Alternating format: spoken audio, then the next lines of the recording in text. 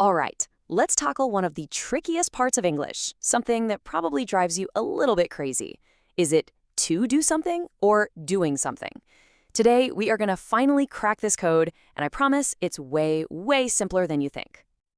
You know what I'm talking about, right?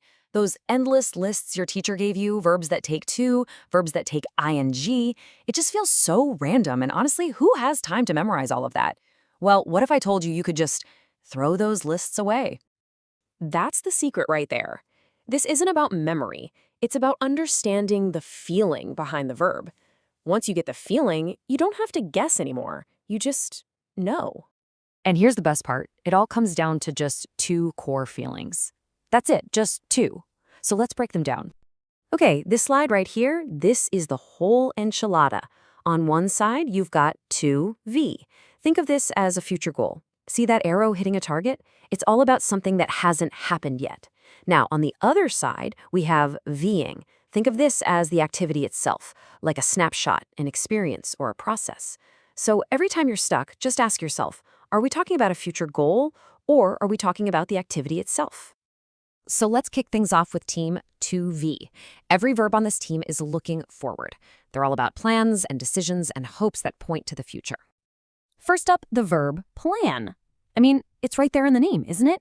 A plan, by its very nature, is for the future. It's a goal you're aiming at. So, of course, it pairs perfectly with that forward-pointing feeling of 2V.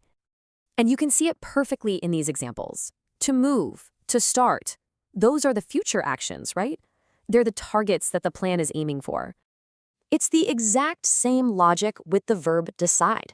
When you decide something, you're picking a path for the future. The decision happens now, sure, but the action it points to, that's down the road. Her decision leads to the future action of quitting.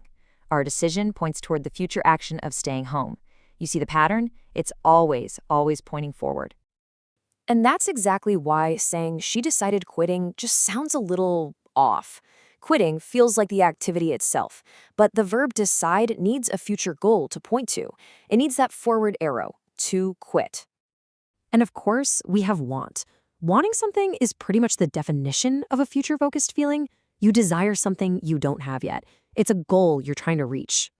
My goal is to buy the laptop. Her desired future state is to not work. See, it's always about a future outcome. Makes sense, right? Okay, let's switch gears and meet the other team. Team Ving. Now, these verbs, they aren't looking at some future target. Nope. They are all about the experience, the process, the activity itself. Think about enjoy. You don't enjoy a future plan, do you? You enjoy an activity while it's happening, or you enjoy the general idea of it. You enjoy the thing. And ing words, well, they act like nouns. They give a name to the thing. So, what do I enjoy? The activity of reading. What does she enjoy? The experience of working. We're not talking about some future goal here. We're talking about the action as a general concept. And that's why saying, I enjoy to read sounds a little weird. To read points to the future, like it's a goal. But enjoy is about the feeling right now, the experience. You enjoy the activity of reading. The same logic works perfectly for a verb like avoid. You avoid an activity. You avoid an experience. You're trying to stay away from the thing itself. For example, I try to avoid eating junk food. What am I avoiding? The activity of eating. Or he avoids talking about politics. What's he avoiding? The process of talking. The focus is always on the action itself. Consider is a really good one. When you consider something, you're kind of turning the idea over in your mind, right? You're thinking about the process or the possibility of doing something. You could say, I'm considering studying abroad.